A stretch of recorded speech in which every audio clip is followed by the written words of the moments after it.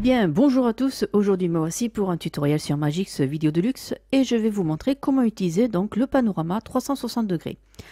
Alors, qu'est-ce que c'est ce petit truc? Alors, c'est un effet qui a été rajouté sur la version 2016 et on va pouvoir l'utiliser sur des photos en forme de panorama, ce qui va vous permettre de pouvoir naviguer à l'intérieur comme si vous aviez une petite caméra active. Donc vous allez pouvoir vous diriger à l'intérieur, donc de droite à gauche, de haut en bas, et de faire des petits mouvements obliques comme vous étiez un peu en survol, entre guillemets, avec un petit drone, voilà, tout simplement.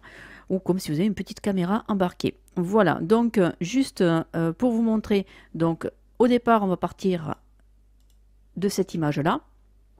Et ensuite, nous allons finaliser par ce type donc de vidéo. Voilà, vous allez voir donc que on donne l'impression comme si on avait vraiment une caméra au bout de ses mains et on est en train donc de faire des petits zooms, des petits allées et venues. Voilà, juste pour vous montrer que c'est assez sympa. Et après, je vous montrerai une astuce finale pour que cette vidéo puisse être un petit peu plus rapide que ce qu'elle est là à l'heure actuelle. Voilà. Donc, voilà ce que nous allons réaliser. Donc, pour commencer, bien sûr, vous allez bien sûr chercher une image panoramique que vous avez éventuellement fait ou sur des images libres de droit. Et ensuite, à partir de là, eh bien, vous allez pouvoir donc aller sur le mode effet. Alors, je précise bien que cet effet-là, elle n'est que sur la version 2016 Premium. Sur les anciennes versions, elle n'y est pas. Donc, c'est vraiment une nouveauté dessus.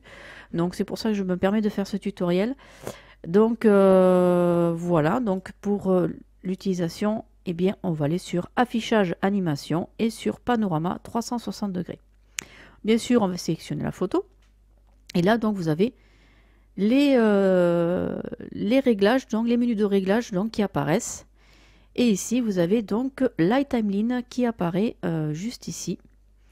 Donc, la timeline des keyframes. Voilà, c'est elle qui va nous permettre de donner des informations clés à ces petites caméras de direction qui se trouvent ici. Ensuite, nous avons ici un angle visuel et un fisheye. Et ici aussi, nous avons dans Image, donc un petit paramètre où nous allons nous mettre en mode sphérique. Alors pourquoi en mode sphérique? Tout simplement, c'est parce que si on reste sur sans panorama, là, on va pas bouger de paramètres. Donc c'est juste pour dire que voilà, on est dans ce mode-là. Il va falloir activer ce petit mode panorama sphérique pour pouvoir naviguer à l'intérieur. Alors, je vais vous montrer comment justement l'image elle s'est recourbée dans le temps, entre guillemets.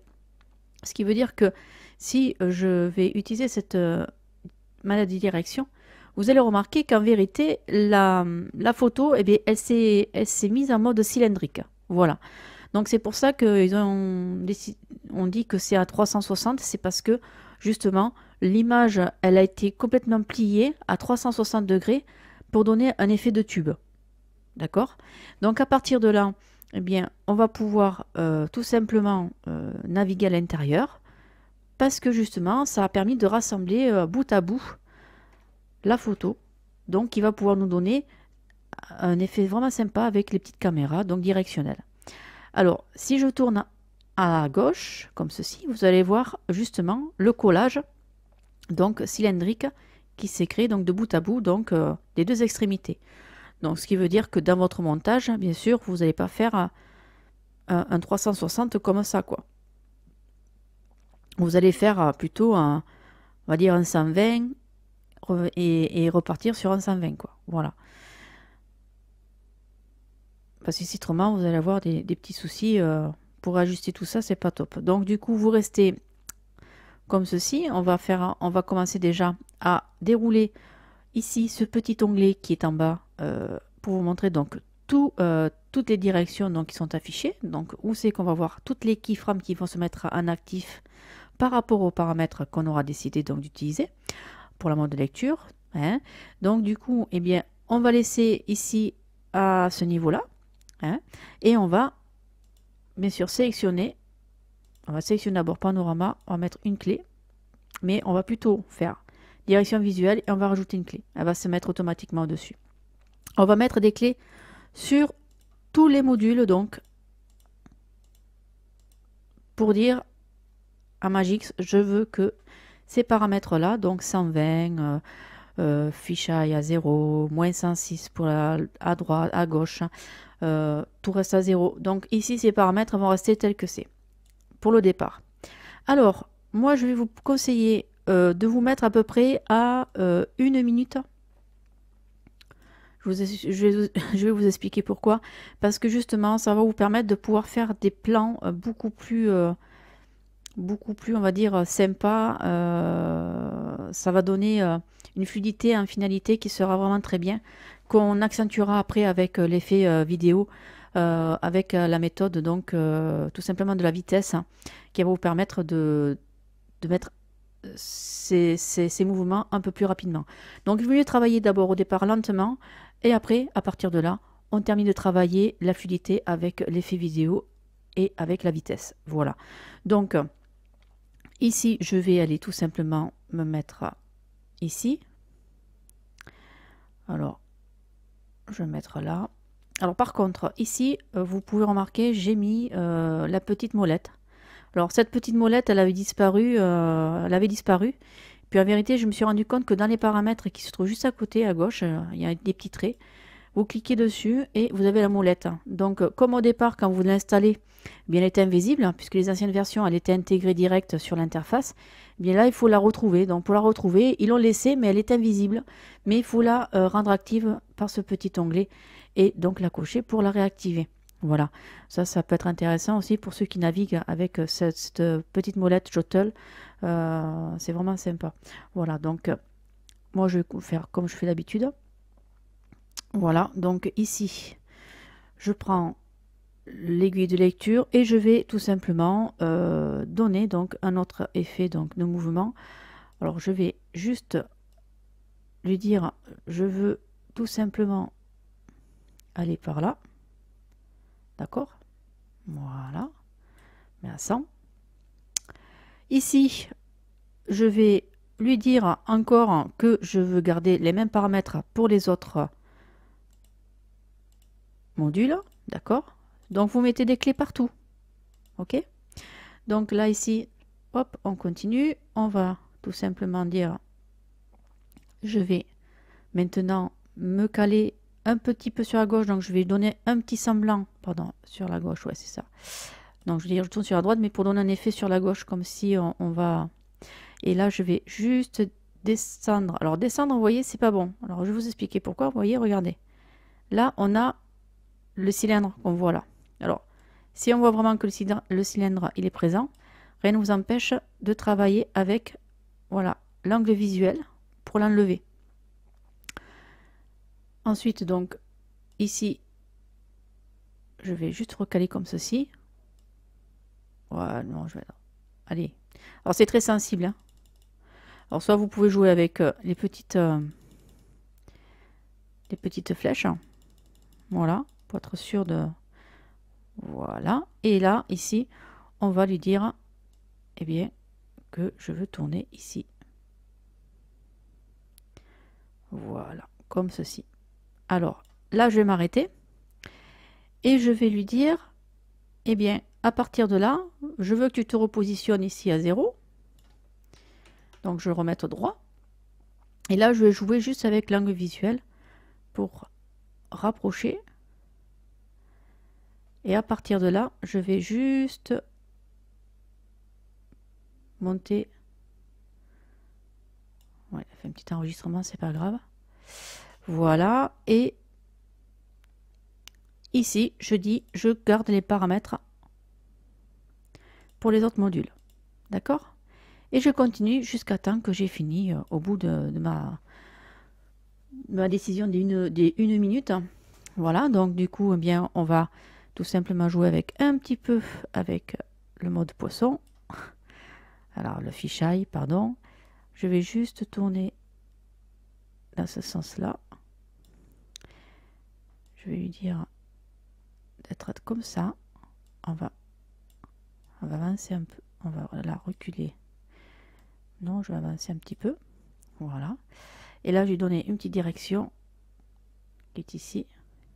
Là, vous voyez, ça accentue vachement. Non, c'est pas bon, donc je recule. Et là, vous voyez, on a le truc, donc on reste comme ça.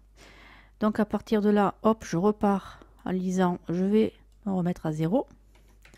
D'accord? Je vais revenir sur ici pour faire un petit plan arrière.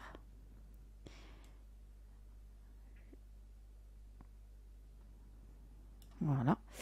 Et là, ici, avec la fiche, je recule un peu de profondeur. Voilà. Ici, l'angle visuel, eh bien, je vais essayer. Hop, là, c'est pas bon. Voilà.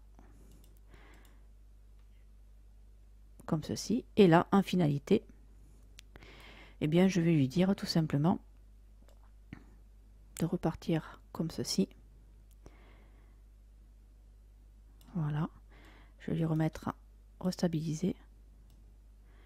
Voilà, comme ceci. Je vais lui donner un petit peu.